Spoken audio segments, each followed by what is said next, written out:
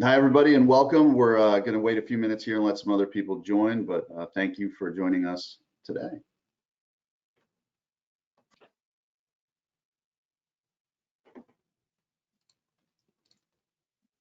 Looks like a few more folks are coming in, so we're just going to take a few minutes here.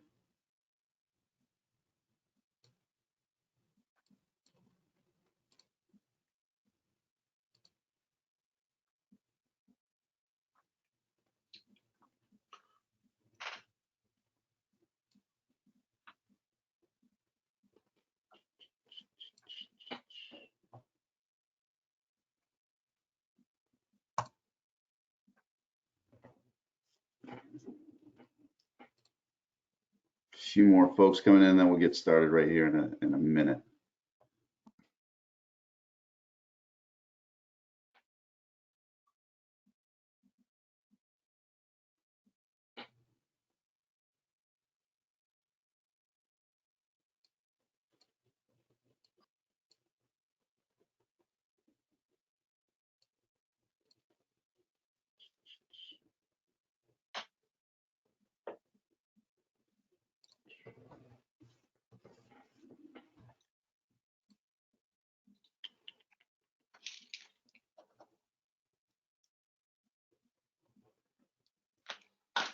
All right. Well, hi, everyone, and thank you for joining today's webinar. Over the next hour, we're going to be covering a multitude of topics with a primary focus on ways remote working has unknowingly increased your security risk. Today's discussion will take the shape of a Q&A format with open conversation between our panelists, Mark Sangster and Andy DeClercq. So if you have any questions, feel free to place those in the question box in your panel on screen, and we'll work to address those throughout the conversation. In way of introduction, my name is Matt Lukash. I'm the Chief Sales Officer here at Teneo. I'll be acting as the moderator and facilitator for our discussion today. I'm joined today by Andy DeClercq and Mark Sangster. Andy is the CTO at Teneo and has been with the organization since the acquisition of Geo Networks, a services-driven company that Andy co-founded some 20 years ago. Andy's provided technical capabilities for many startups driving innovation and strategy.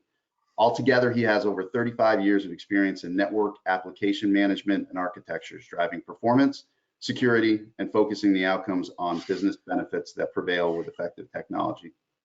Mark Sangster is the author of No Safe Harbor, The Inside Truth About Cybercrime and How to Protect Your Business. He's an award-winning speaker at international conferences and prestigious stages, including the Harvard Law School and RSA Conference. His thought-provoking work and perspective on shifting risk trends has influenced industry thought leaders, and he is a go-to subject matter expert for leading publications and media outlets, including the Wall Street Journal and Forbes, covering major data breach events. Mark is also Vice President and Industry Security Strategist at eCentire. Gentlemen, welcome. Hi. Hello, pleasure to be here. With that, let's get started. As previously mentioned, the topic today is the ways remote working has unknowingly increased your security risks. Organizations have been forced to support a remote workforce and have moved to untether users from their corporate network.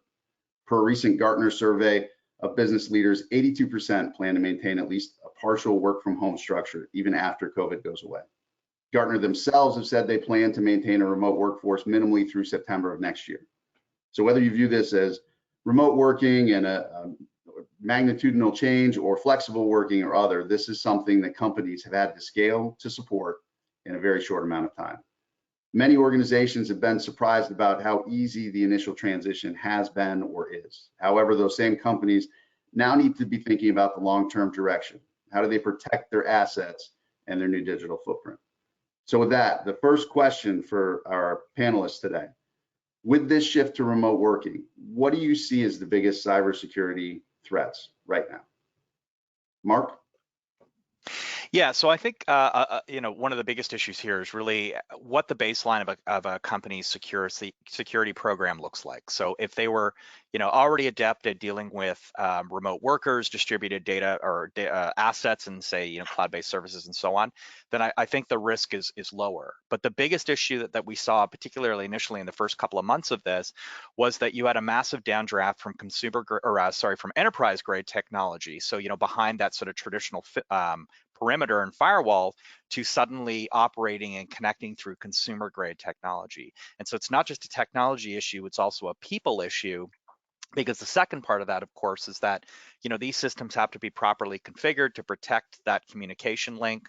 And a lot of employees, they're not security experts. They shouldn't necessarily know how to configure an internet router or how to set up encryption for their Wi-Fi and so on. So that sort of shifted the responsibility a little bit from the kind of the auspices of the traditional security teams that could do this through, say, policy management, to then having to shift to more of a human interaction where it was things like training and support as they worked with these employees who are now communicating from their home offices. But also, Mark, don't you think that enterprises has problems often by setting a set of standard controls across their assets, which no longer really comply with the new untethered environment? So suddenly, all company assets have a standard set of controls, and as a result, priority assets often get a lower protection in the new world, effectively, where we're connecting, and those critical assets can remain dangerously exposed through the new level of connectivity that's overlooked. Yeah, I agree, because I think a lot of that connectivity too is exceptionally flat, right? It's not zero trust based. So if you think of like a VPN, for example, yes, that's creating encryption, between the home and the office through that tunnel. But if it grants that sort of broad access back into the network, it's not risk aware. There's no context relevance there, and so we've certainly seen some other technologies like software defined perimeters, SD-WAN, and so on, that start to deal with those issues. But you're right. It's unfortunately, I think to some degree, many companies tried to replicate office security and doing it in the home, and the reality is it's a new paradigm. It's a bit of a shift. So the old model, I think, gets you so far. It's the old adage, right? What got you here won't get you there. And I think there is a bit of a rethinking from a security perspective that has to happen with these companies. Yeah, but also what we've seen and experienced here is the old AAA authentication model just doesn't work anymore. Right? Yeah. Everybody's been dissipated right across the globe now for connectivity, and we've also got the threats from the devices in the home, not just the lowly protected broadband, domestic appliances, but even the local printers, the Google, the Alexas Right. of this world, Yep. and they're all built on old platforms. They're never updated on their firmware, and they're just a hive of hibernation potentially for APTs, particularly the advanced persistent threats that are out there.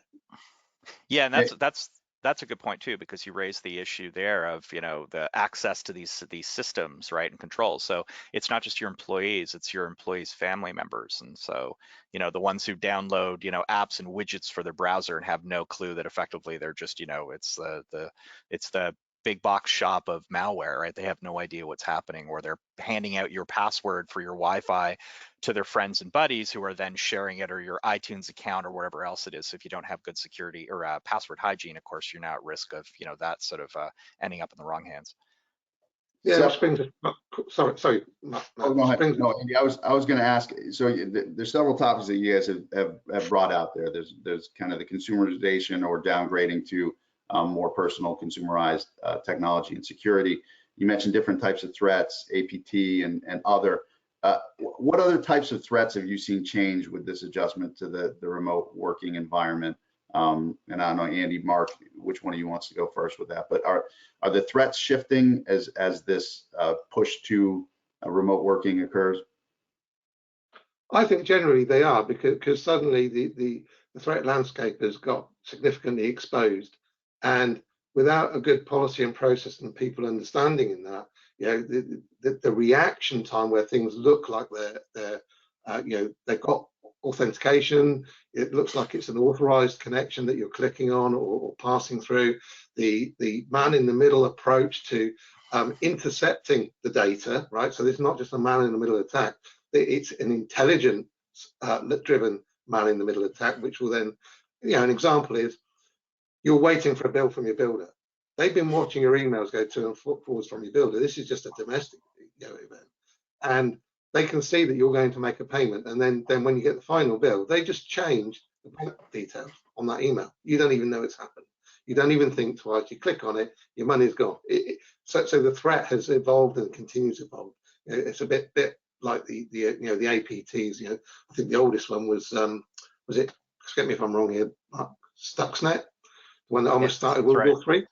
Yeah. Which was built around control mechanisms and things like that. But that's a real day threat every day with everything that we do today. Yeah, I think there's sort of two things I think you've touched on there. One is the ubiquitous approach of what we'd call living off the land, which is adversaries using your own tools against you. And as you say, because of remote access in these systems, we've expanded that threat surface, right? So now almost everyone in the company has access to those systems. So they are looking to compromise credentials from the credential harvesting. Then they're moving into trying your VPN if you're not using multi-factor authentication. They're using remote administrative tools, they're creating new users, promoting them to have administrative rights and so on. And it's almost like the further down the line they get, sometimes the harder it is to detect. And sort of the naked eye view isn't going to actually catch what is legitimate or unauthorized, the difference between the two. And then of course, at that point, it starts to metastasize in the organization. It becomes far more dangerous.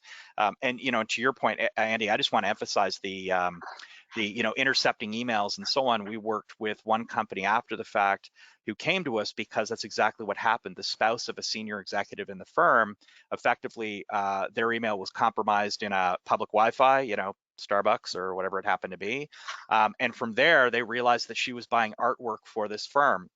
And at that point, they went back and they socially engineered it. They figured out what she was buying, what it was worth, and started sending fake invoices from a mock or a mimicking domain. And they paid out over $400,000 before, of course, the legitimate invoices started hitting the accounting department, and they realized that something had gone wrong. And when we came in and did the forensics, we literally had, as I said, we backtracked it through those systems. And it's not just sort of a warning of the dollar figures. It shows how clever they are, because they had access to her bank and they had access to iTunes and credit cards, but they realized there was a bigger trophy here, or a bigger hunt, right, to go for when it came to duping this organization. And that's precisely what they did. So there's calculus in this. This isn't Skynet deploying Terminator malware, and it's almost easy to stop with automatic defenses. But I think you hit on something else there, Mark, because at the end of the day, some small businesses will think, well, we're not really a target, we're not a threat. However, often the organizations get hit because it was a miss, right? So these organizations that go out there and target an organization, they get a digit wrong in their IP address that they've gone out to target. Yeah. And suddenly they've got involved with something else, and they still exploit it because they find that small business is peering and doing business with somebody else, and suddenly they've got access to another major corporate, and before you know it, again, it's spread again. Yeah, supply chain risk, right? Going in through the weakest link, absolutely. Andy, you mentioned policies and having strong policies across the organization. Has there been a shift, or has there been a challenge, I guess, created by this of policy enforcement? So we had a discussion the other day about, if my wife is surfing for new shoes, right? I might get an ad that pops up on my laptop because we're on the same home network, et cetera, for new shoes, even though I'm not looking for high heels at the moment. So, only on Friday. Is it more and more difficult to actually enforce the corporate policies when you have these people who are now more connected with their personal lives at home, and or their behaviors may have even changed with what they're doing day to day? Absolutely, and it's never really changed across security. People have always been the key part of any security policy, because a lot of what people apply in the business actually applies to normal life, both in your approach to looking at the risk, and it's about a risk assessment at the end of the day. You need to be able to assess the risk to you as a person, to you as your environment that you're working in, as well as when we're trying to protect the assets, the golden digital assets of a business today, which need to be, the policies need to be almost in real time, and they need to be able to adapt to where you're connecting from, how you're connecting, how you use it. The heuristics around your own fingerprint, if you like, on how you use data can change, and it can change from where you locate as well. Because if you track how a user behaves, you'll often find that when they connect, maybe from a Starbucks, they do email, they do, they may get on SharePoint, they may do something like that. But when they're working from a hotel room, they're doing some more explicit work within the business. So understanding that is also becomes more important as we work in the new world today. Yeah, it's a real, I think, blending of personal and professional. And, I was sort of joking that, we used to think of like BYOD, right? Bring your own device. And we came up with mobile device management and, endpoint and so on. And that's all great. But I think there was still to some degree, some amount of segregation, but now it's BYOH, right? It's bring your office home or bring your own home. And as we continue to blend the two, it does become different. And you're right. I think one of the big issues that we had for, sort of behavioral or analytics-based detection, as an example, that baseline went straight out the window, as you say, right? The profiles of these users, how they worked, how they blended personal. So, whether you're shopping on a retail site and then you're going back and doing some work, some email and so on. We're at this point where it's integrated, and then it goes that extra dimension in the, in the chain is now we also have family members and other individuals who may be accessing it. It may not be through that device, but I've certainly seen that one too, right? Is if we can, a good safety tip here is keep your kids off your your professional laptop, because they go on Facebook and they download widgets for games and they do all sorts of stuff that in a corporate environment we would never do. But the reality is we're not paying attention to that, and unfortunately they can compromise the system. Well, that's another good point there, Mark, because at the end of the day, you could be at your parents' house or your brother-in-law's house or whatever, and say, oh, can I just borrow your tablet because I just need to check something, right? So people will do that potentially. That's another risk. So if you like the zero trust, the whole part of the asset is about the people, and it's about that user and who they are and how they exploit that data and use that data. We always said, at the end of the day, a laptop has always been a potential security threat, because you download stuff, walk off site, and who knows what's going to happen to it. So, and that's a bigger threat now because people are working from home and they're probably, their OneDrive doesn't connect fast enough, so I'll save it locally. Those kinds of things are also parts of the threat that we've got to work with today. Yeah, certainly. And I think for companies where, if we think of kind of like a maturity of remote workers, from the bottom line of, we're not going to do anything as a company, and, you guys just make the best of it, right? Use your phone, use your laptop, whatever you happen to have, into, sort of modeling the office, right? Creating, using Slack or other communication tools to replace the water cooler or the, the coffee room sort of discussions. And that's fine. But at that bottom end, you're right. You are, effectively people aren't doing this to be malicious. They're just trying to do their job. So you're right. They are going to use file sharing services, mobile, devices, USB drives, back to Stuxnet as an example.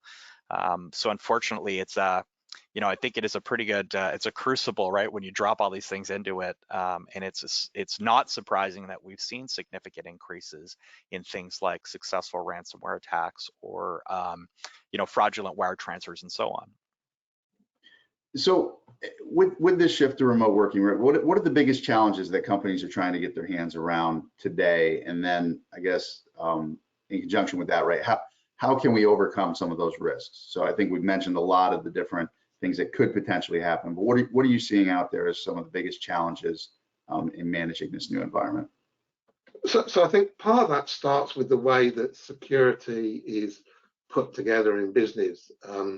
We've got convergence with security and the general operations of a business now, because the visibility, getting rid of the shadows, turning the dimmer switch up on everything that happens to, you've got gaps, and we need to get rid of those gaps, right? Because every gap is somewhere that's going to harvest potentially malware, ransomware, or anything between any process, especially when you get into cloud, when you're looking at Kubernetes or anything like that, between those containers.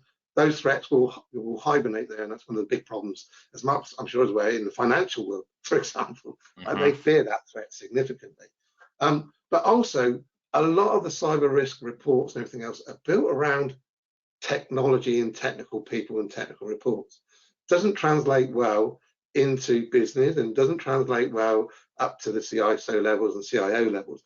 And that's where this fundamentally needs to change, I think, from talking to business and organizations, to make sure that they understand fully how that impacts the whole operation and efficiency of the business and protects those golden assets. Yeah, you've sort of taken the words out of my mouth on that one, because I think one of the biggest issues we have in security in most businesses, the greatest risk to the business is the business. And Yeah. what I mean by that is, everybody sees cybersecurity as an IT problem to solve or a budget to manage or minimize, a necessary evil. But the reality is it's a business risk, right? And it's a risk to manage. So, it isn't as simple as blaming, the individual because they didn't, you know, properly configure their home, internet gateway, right, is ludicrous.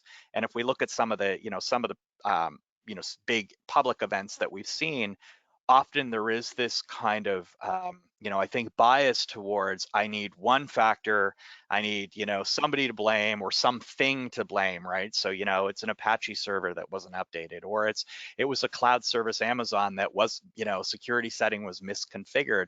And that effectively to some degree, it lets everybody out of jail, right? Because it's, in essence, you're no longer asking that question of like, well, okay, so you're right, that may be a root cause, but why was it that that system was unpatched? Is that because you didn't have the right expertise on staff? Was it because you deferred budget spend that would have automated that process, or at least automatically detected that vulnerability? Are there other business pressures? Did you decide to adopt specific technology based on a business model, like, hey, if we do this, we can charge more to our customers, or whatever it might be, which introduces risk, right? So this all goes right up to the top, like Andy's saying, through governance, right? So, bottom up, I think you do need, awareness training. Employees do have to understand what the risks are and what those risks look like.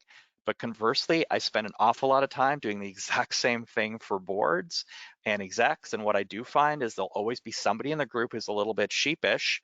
And generally after the fact, we find out that the motivator was that they were the ones who were compromised, right? They got duped by, I sort of jokingly call them Fire Festival offers, right? Where it feels exclusive and it strokes their ego and whatever. And, they end up clicking on that American Express or Visa or whatever it is offer. And of course it's fake, right? And it's phishing.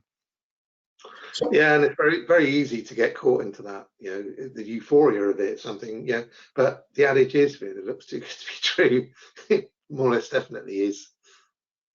Yeah, absolutely. Absolutely. And that these things are also targeted. And, like Andy, you talked about, the mistyped IP address as an example. And you're right. And I think in some of these social we talk about social engineering, like going through Facebook and LinkedIn, but there's also sort of industrial engineering, which is, oh, look, I stumbled upon a hospital or a law firm that happened to pay the ransom. Well, maybe I'm going to tweak my phishing lures, to effectively, push the big red button of law firms. And now I'm going to go after them. And just the way we would do account-based marketing, and we would go after targeted prospects, they kind of do the same thing. So this isn't Nigerian princes. This isn't always those kind of as I joked, Fire Festival offers, being a bit sarcastic. But it is ones that look more like things like, if you are a registered licensed professional, often it's a complaint against your license, right? So if you're a lawyer, it's, there's a formal bar complaint, or, with the law society, or if you're a doctor, it's, it's a malpractice complaint. And they are easy to construct because most of these are based on publicly available court records. Mark, you mentioned a few things that I wanted to hit on and follow up on. So you mentioned awareness training, right? So and I think a lot of that has been done or is being done with folks who are working from home now, right? Trying to enforce the positive behaviors and get them to adopt certain things that the organization wants to see. But you also mentioned kind of the disconnect at the board level or at the C level and above. Right. How have you seen effective organizations address that gap, right? Is it more of the same from an awareness training perspective? Is it a different message, or is it a different driver to get the board to say, no, this is important and we need to be aware of what's going on out there and do something about it? Yeah, so there's a couple of things, sort of the technical, I guess, or the mechanics. Often what I'll use is awareness training, but more focused at the board. So it's not just about the phishing campaign. So one, there's a little bit of scaring them, right, to get the idea that you are personally and professionally target. But then it's also looking at what their fiduciary responsibilities are. And often to do this, I will pair with legal experts, because they might disagree with me, or they might say, hey man, you're a security vendor, you're selling FUD, fear, uncertainty, and doubt.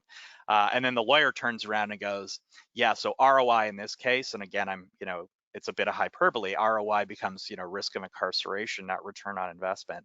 And they start to realize that there's a bigger play. And there's been a couple of incidents recently that have occurred. One was the Capital One class action lawsuit, where the plaintiff successfully argued that that Capital One has to turn over the Mandiant incident response report.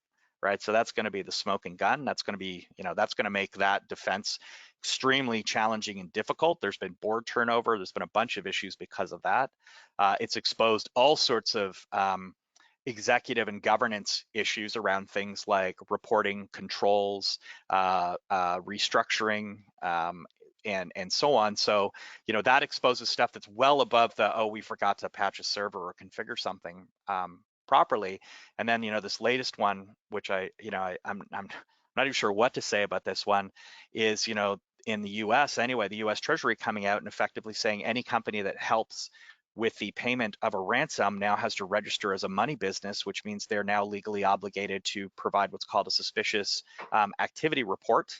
And of course, paying a ransom is a suspicious financial activity.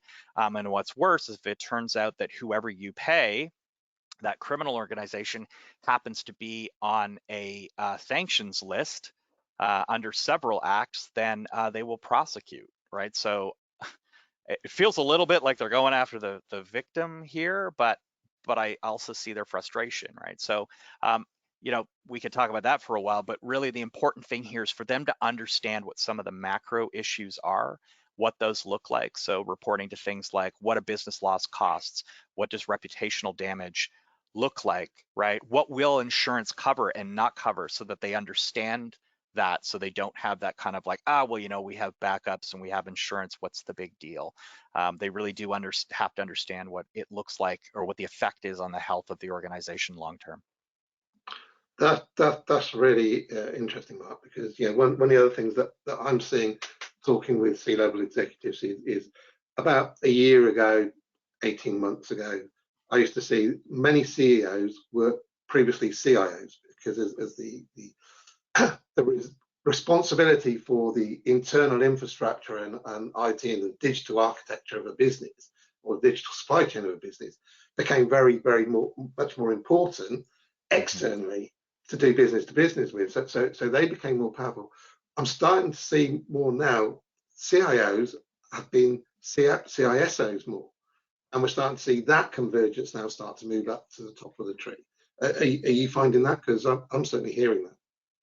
Yeah, absolutely. I'd have said there was sort of two tracks, right? Both a business track and more of a technical track. Yeah. But yes, they are pervading at a more senior level, and I'm also seeing a lot more interplay with either the compliance, the risk officer, or the whoever again the legal counsel is, right? And it falling more under that GRC kind of bucket rather than a technical bucket, which I think is a good thing, because the reality is, bottom line, the security side of the equation, or the representative, needs to be at the table, right? It can't be we've made these decisions arbitrarily, and we see that all the time, right? Where the contract is signed, as you say, with the supply chain, and after the fact, as the ink is drying, it's like, oh yeah, we should probably figure out what the security considerations are for this, right? Which is like way too late at that point.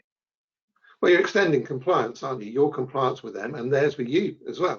So Yep, absolutely. Historically, I think security has been seen as an obstacle, right? It gets in the way. It's been thought of getting in the way of doing business. It slows the transaction down, all those sorts of things. Whereas I try to think of it more as it should be a business enabler, right? Security is a business enabler, because you need it to grow and you need it to move fast in today's agile world. With what's happening, I kind of align it to, why do you have brakes on a car? Is it to slow you down, or is it to allow you to go faster and then take control when you need to?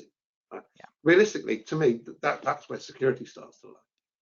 Yeah, that's a great way of looking at it. Like it is about those controls and options. And frankly, I think in some cases, it gives you a foot up, right? You may have a marketing advantage to this. I mean, I've even said this with remote work in general, is, there are a lot of businesses that I'm seeing where, they're kind of rethinking their entire model. So, for example, with law firms, as an example, or accounting firms or business services, whatever it might be, right? They used to be very geographically centric, right? So, I have an office in Denver, I have an office in Brighton, or wherever it might be, and that's it. And that's, I'm the local expert in this field. This is where people come to me from a reasonably dense and narrow sort of packet of opportunity. But now it's radically changing. If it turns out that the best attorney for malpractice happens to be on the other coast, so what, right? You can do this remotely. And then that starts to beg the question of, if we go back to the remote model, then is, law firms and, used to think of themselves as big shiny, offices in, in sort of highly sought after real estate addresses. And that was part of the, almost part of the service to some degree, proving the efficacy of the firm and its capabilities. And now it's got nothing to do with it. And you go even further, you get into the court systems, and it's like, well, a lot of, like, especially in the UK, for example, they're trialing things like remote caseload, where it's only serious criminal cases are being tried in person, and the rest is being done through, Zoom, right? And often a lot of it, pre-arguments are done. So I think a lot of businesses, not just legal, I use that as one example, can start to, there is opportunity here, but to do that, it has to be as secure as it would have been, or at least, they see it as having been in a traditional bricks and mortar kind of store type model. So what you're saying there then, Mark, is technology has enabled business to become more segmented in a way, with the distribution of the workforce and the distribution of those services. But at the same time, they're hyper-connected, right? So you've got a continual connection, and those hyper-connections are often driven through various algorithms out there, and makes it complex in those connections that need to be measured and monitored, managed, secured all the way through. That then can provide a fragility, I suppose, or a very fragile landscape from a visibility and security perspective. Yeah, absolutely, right. It's that I kind of jokingly call it virtual reality. We think of, sci-fi has sort of trained us to think of that as flying cars and alien worlds and all that kind of stuff. But the reality is it's not, right? It's doing business with the other side of the globe, and that appearing to be seamless as if you're in the same room. It's assets which are stored in the cloud and are nebulous almost. Your workers are the same way, and the same thing with distributed workloads, right? They're, workload can be, controlling mining equipment can happen from, an office in, Toronto in Canada, and, frankly, is, managing a hole that's being dug in the ground in Africa or South America. So we are at this point, and I do think the key to enabling this is making sure it's as secure as if it would have been. Think about a confidentiality perspective when it's just the three of us sitting in a boardroom talking. Can I give those same assurances? Then if yes, it does facilitate that model. But like it or not, I think it's a model we have to deal with. Yeah, I totally agree. People forget that, especially with their use of social media today and the things and comments they post and that two-dimensional view. But the other side is we've got artificial intelligence, moving fast in business, creating robots to do a lot of the human things for us. But that language processing, those algorithms within that's also a threat, because that's a known entity, but they can be imitated and mutated very easily, and create additional threats. And doors for malware and ransomware to come into the business, as well as enabling the business growth. I mean, where do we go to try and? Yeah, I've been waiting for that, actually, is with AI. And of course, every time I talk about this, right, I usually get poo-pooed by the people in the space, because they're like, come on, it's not Skynet and all that kind of stuff, right? But yeah, I do think there's opportunity here for, malicious activity, right? So you think about healthcare with AI and ML, not diagnosis, but detection as an example. Well, what happens if I manipulate that so it doesn't pick up cancer when it should have, or it sees it as something else, so that I can, I can go and I can bill an insurer for, effectively some kind of treatment that, was never actually rendered. In the legal space, contract manipulation. In the financial space, what about, defrauding through like fake mortgage applications and so on, right? I think lots of applications, but nobody's really looking at that. Now, on the flip side, if I go back to one of the points you made earlier, about, as you expand the sort of the environment of the ecosystem, and it's more distributed within your business, there's more information, there's more, there's more hole or doors and windows and things you've got to monitor. And you're right. And I do think AI and ML in some cases there can be useful within limits, right? Which is to say, I think as you open the aperture and now you're seeing more of a broader environment, it means you're bringing in a lot more light or telemetry.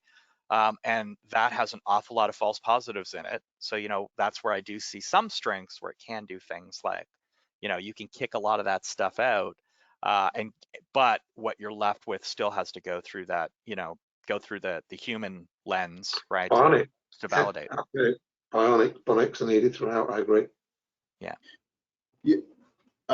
Mark, Andy, you both sort of touched on a topic, and I want to dive a little bit deeper into it. But you mentioned virtual reality or kind of normalcy from an experience, regardless of location or other, for the end user, and they should feel like they're in the boardroom or feel like they're working from the office. Andy, I think you mentioned even convergence at kind of the C level between IT and or security.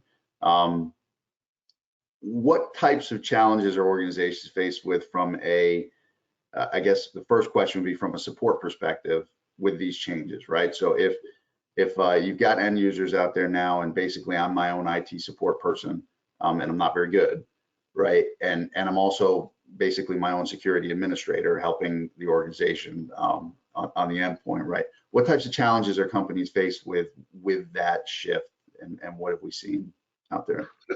So some of the things that we're seeing there is that it's understanding how big an impact whatever the problem is, be it performance, be it a threat, is likely to have, and it's being able to isolate that or understand what to do next really quickly.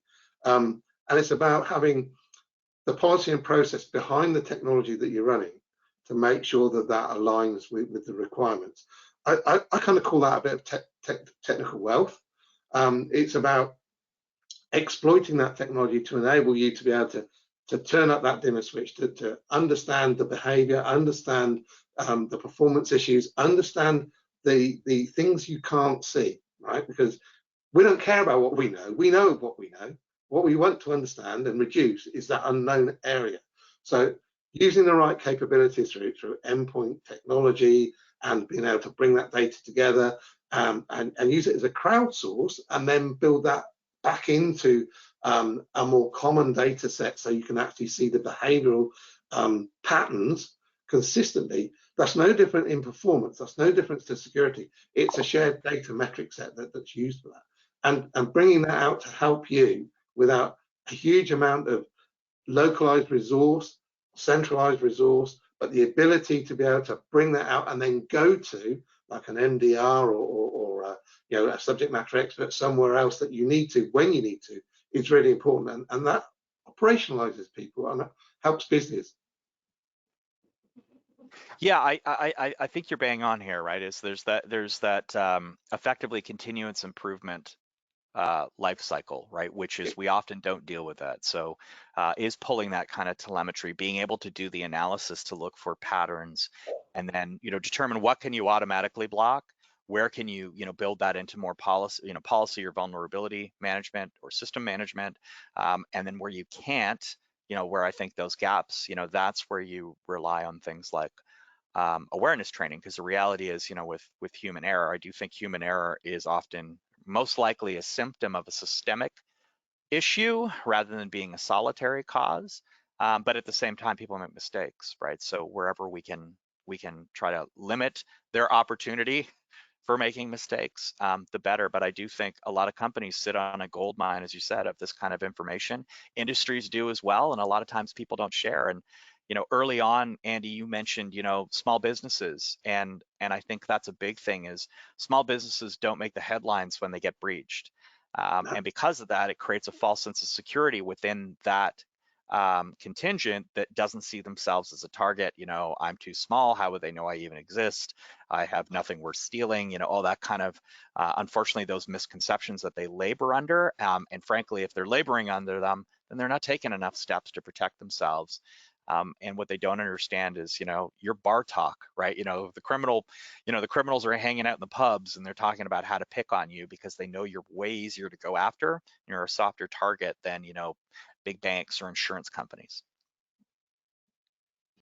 All right. The second piece of that puzzle that I mentioned was convergence. So, right, big companies, technology companies are talking about converged solutions, IT, security, converging into one solution. I think we're seeing some convergence on the endpoint and or cloud and different solutions that are out there. How are businesses managing that internally? And I guess where I'm going is it used to be you had checks and balances, right? IT security was governance, oversight, risk management, mitigation, IT operations, et cetera, was support, performance, visibility. And those paths were, I guess, intersecting, but it was more of a checks and balances sort of a model, right? Have companies had to start to rethink that about who owns what application, what platform, how they're managing those things in day-to-day aspect of their business? Well, I think that comes under two guises really. Assets have to have a priority and their risk factor, and they have to have a priority based on the, I suppose, loosely termed, the value or the perceived reputation value that it brings, because you've got to make sure that you've got those checks and balances in place, and hand in hand with that is the visibility to understand that risk and as Mark touched on, those risks, there's human error that comes into all of those risks, but it's understanding when it happens so that you can turn around and put a check in place afterward to make sure that it's caught and doesn't happen again, as opposed to something that becomes habitual, right? It's a bit like driving a car, right? When you learn to drive a car, you do your mirror checks and everything else like that, and then you don't, right? And then is that habitual, which is going to open up your risk because you're not going to be aware and observe everything that's around you. It's no different in the data world or in the security world. You need to have that observation going on all the time.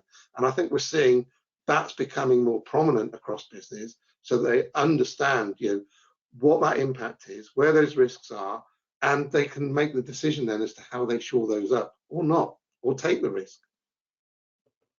Yeah, I agree. I do think it starts with assets, and the assets lead to obligations, right? And those obligations can be, the compliance regulatory ones, and they can be, often now they're being baked into contracts as well with, with the clients, so part of that supply chain.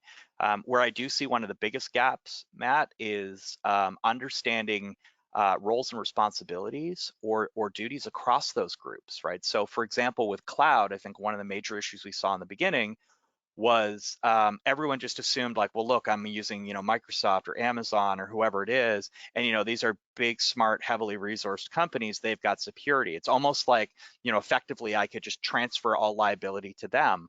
And what we learned hard and fast is, well, that's completely not true, right? There's an element of it, and this is my bad analogy I use, but it's a bit like, your apartment building, right? Or a multi-tenancy. Okay, so yes, they're responsibility for the upkeep and the maintenance of the structure. Yes, they're responsible for having a security guard at the front door and locking the doors and giving everyone keys and so on. However, if you lose your key or you accidentally, inadvertently give your key to somebody else and they break into your apartment, your landlord is not liable for that, right? At that point, that's you, and that will be your insurance that has to cover it.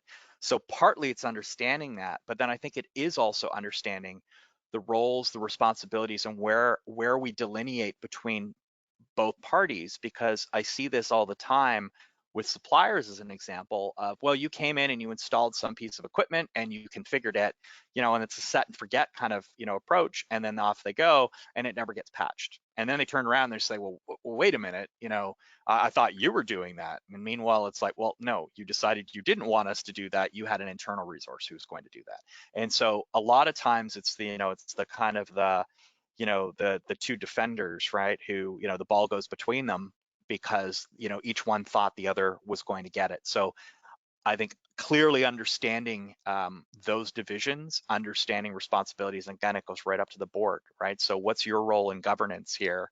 And it's not blaming, right? It's really understanding those things, and and understanding, as Andy said, what can I eliminate?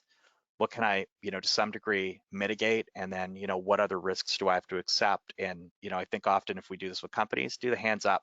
How many of you have a risk registry? How many of you have a documented risk tolerance or risk appetite, policy that says we're willing to accept this, we're not willing to accept that? And the reality is most companies don't. Yeah, and when you that's a good point, because when you look at people in companies that have those cyber risk reports, that they often don't provide information on the top risks that they see, or even the key assets, or even recent incidents. They still don't. It's almost a fear that of admission, if you like, that if we actually document some of this stuff into our reports, we're putting ourselves up there to be sort of attacked, if you like, from internal policy or anything like that, when the reality is that they need to do that so they can create a resilient posture, if you like, against those risks. Yeah, I totally agree, right? I think some people take the damned if you do, damned if you don't type of approach, which is if I document this stuff, well, it's now discoverable. Well, the reality is, I guarantee you it's documented in some way or shape or form, right? As in email exchanges that have occurred between teams. So the I thought you were going to do that. No, I thought you were going to do that. Or who's responsible for this? And it never gets answered because no one takes ownership of it. So there's already effectively a discoverable smoking trail. And I do think you're right. Organizations are better off to say, here's the risks, here's the ones we had to accept or tolerate, here's the ones we won't, here's what we put in place, because if nothing else, you can show some amount of care there, right? Like a duty of care, or you've taken reasonable care.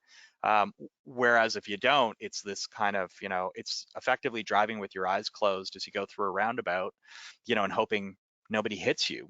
And the reality is too many companies do that, and then unfortunately are shocked when that happens, right? And they're like, well, as I said, I didn't think we were a target. Why would this happen? Why would I have had to bother with this? And it's like, and of course, then you're learning the hard way when your insurance isn't covering making you whole, or there's suits that occur out of it, lost business, and so on.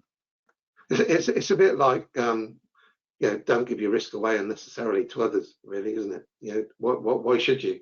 Why should you? That roundabout example you give there, you drive there blind. Your risk is in the hands of the other drivers, seeing you stopping, whatever, even if it's not your fault, right? So why do it? And that comes back down to people, policy, everything else that you talked about before needs to be really ingrained throughout all of it. All right. Absolutely.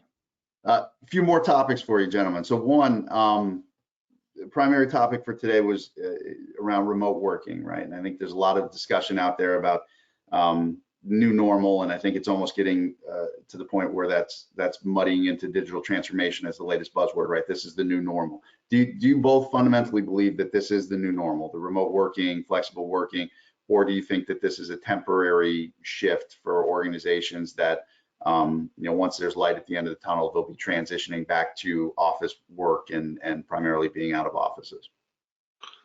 From what I hear and what I see, I think there'll be a mix. There will be probably more of an office share type approach where you go in 2 or 3 days a week and work from home the rest of it, because there's cost benefits. There's a financial benefit to business from that.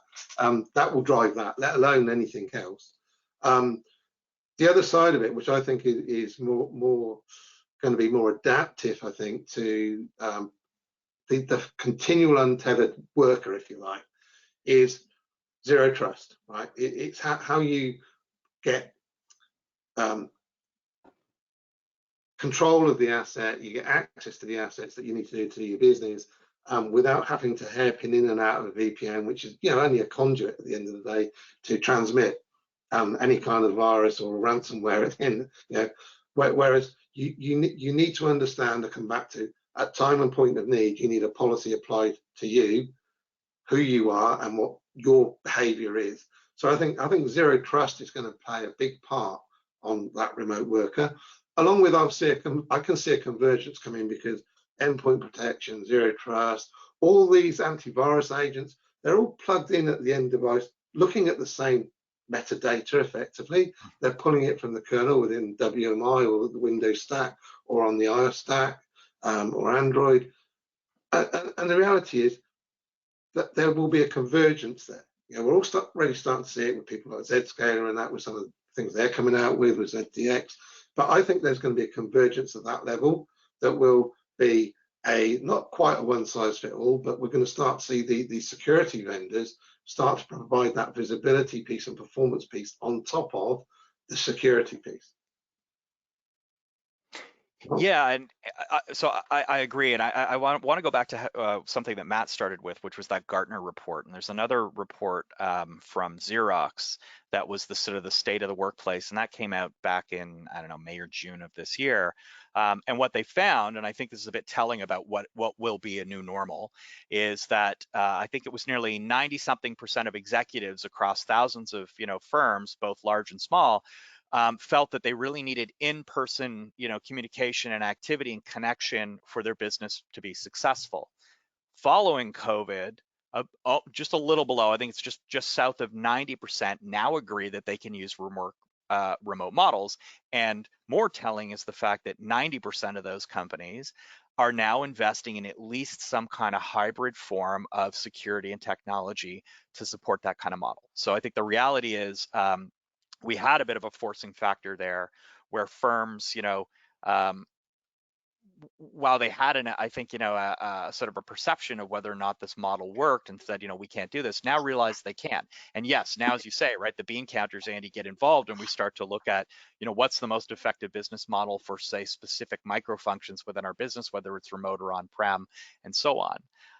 I think from a security perspective, this is, as I said, it's a bit of a paradigm shift, and it's an event where we really have to sort of take stock and decide if we've got the right approach. Are we focused on the right things? Are we focused on assets and zero trust, or are we focused on locking windows and doors? And if I use a sort of a quick New York example here, back in 2001, obviously with the attacks on 9/11, that really defined business continuity based on the disruption to a primary facility, right? And all the backups got moved across the river to Hoboken, New Jersey, and we all went back. Eventually, life went sort of back to normal. Well, then a little over a decade later, Hurricane Sandy comes rolling up the East Coast, right, and floods out lower Manhattan. And it turns out hurricanes don't care about state lines, and they can cross bodies of water even as big as the Hudson, and they flooded out those systems too. And so that redefined business continuity and security and how we looked at these systems, and we had to think more geographically dispersed.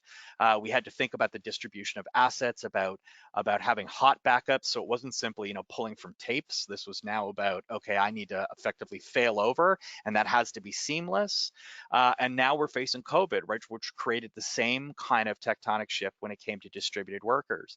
And I think the biggest lesson we should be taking away from this is, yeah, we'll settle out to some kind of normal, but don't get used to it, because the reality is another forcing factor will eventually inevitably come along and make us rethink, the way that we see the world.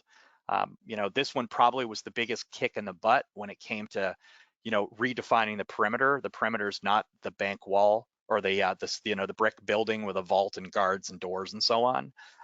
It's the money that we care about. It's the assets that we care about, and it's those people who have privileged access to those assets. So how do we focus on that and worry less about the actual making sure windows and doors are locked? All right. Last question, and I'd be remiss if I didn't ask this. You might need a pen and paper to collect your thoughts for your response. And if somebody tunes in, they might get the most value out of the last 5 minutes of this discussion, but they'll have to sit through the other 50+ minutes of conversation to get there. So the topic for today was the top 3 ways remote working has unknowingly increased your security risk. So I think we'd be remiss if we didn't address that question. What are the top 3 ways that remote working has unknowingly increased organization security risk today?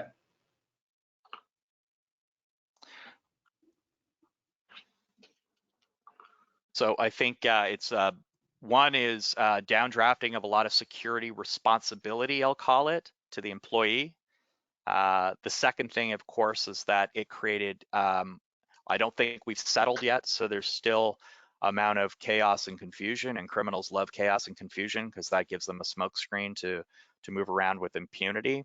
And I think the third thing is ultimately this has created, new liabilities for organizations. So a broader threat profile, but I think there's a bunch of knock-on effects we haven't seen yet. So a simple example would be things like insurance claims in the event of a breach, where there was a massive change to the profile of the organization from a security risk perspective, which wasn't necessarily transmitted to the insurer. So if you had mostly on-prem people and good governance and controls around that, but now they're in a remote model and you haven't necessarily put the right controls in place, does that negate your liability? I don't know. I've talked to several people who say yes and say no, and I think ultimately that's going to be tested out. So there's a real disconnect, I guess, from a governance risk management perspective and the actual operation of the business.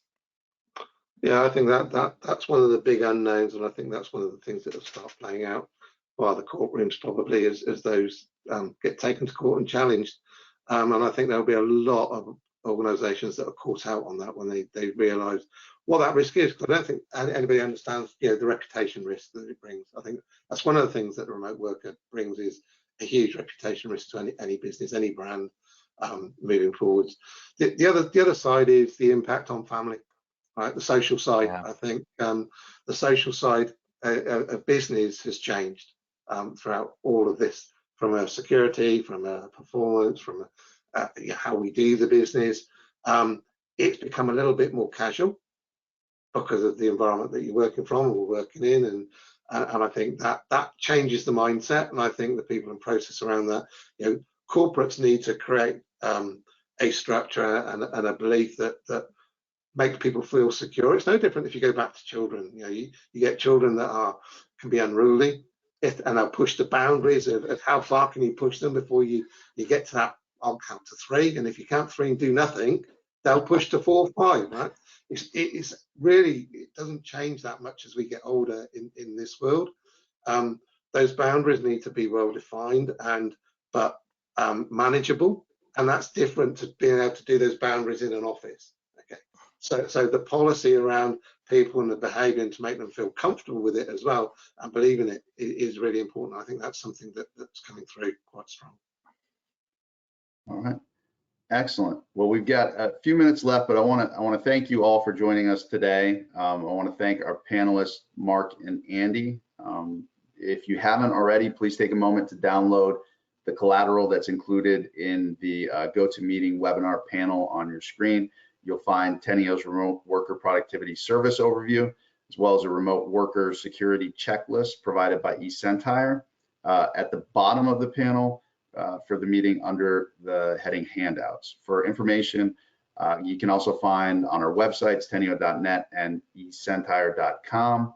Lastly, I'd be happy to have a discussion about security risk with your organization and how Tenneo and eCentire could potentially help. Or should you have any additional questions for Andy or Mark, I believe my contact information is going to go up on the screen here.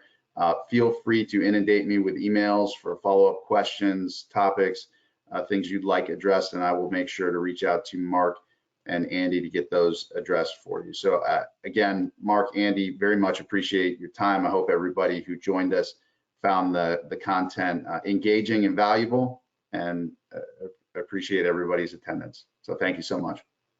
Thanks, everyone. Thank you. You're very welcome. Thank you for attending.